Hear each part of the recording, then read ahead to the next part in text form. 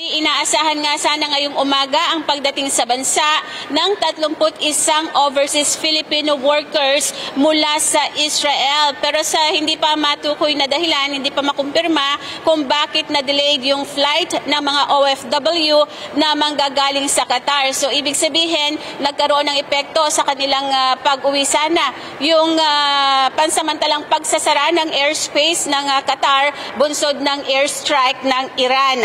Si Pangulong Ferdinand Marcos Jr. ang sasalubong sana ngayong umaga sa mga OFW repatriates mula sa Israel dito sa NAIA Terminal 3 sa Pasay City.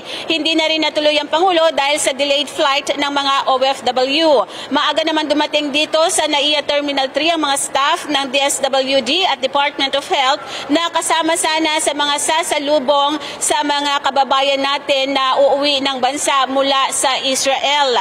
Ayon kay DSWD Assistant Secretary Irene Dumlaud, bukod sa tulong pinansyal ay handa na rin ang ahensya na pagkalooban ng psychosocial assistance ang mga OFW. Ang 31 OFWs ay nagpasyang magpa-repatriate bunsod ng tumitinding tensyon sa pagitan ng Israel at Iran. Narito ang bahagi ng pahayag ni DSWD Assistant Secretary Irene Dumlaud. Karagdagan po sa ipapahatid ng DMW and ibang agencies of the government, ang DSWD po ay magpo-provide din ng financial assistance and psychosocial first aid sa ating pong mga kababayan na darating.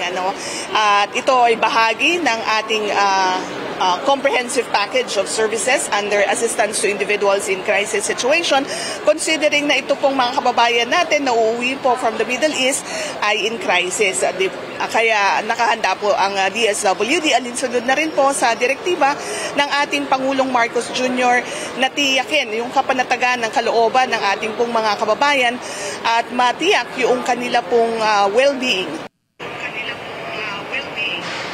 Maring Patpi and Maring Ali, kung hindi natuloy ngayong umaga yung kanilang flight, inaasahan na mamayang alas 4:30 ng hapon o kaya ay gabi ay aantabayanan ang pag-uwi ng first batch ng mga OFW mula sa Israel. Let's get together, Sunnet 25, Sunnet 25.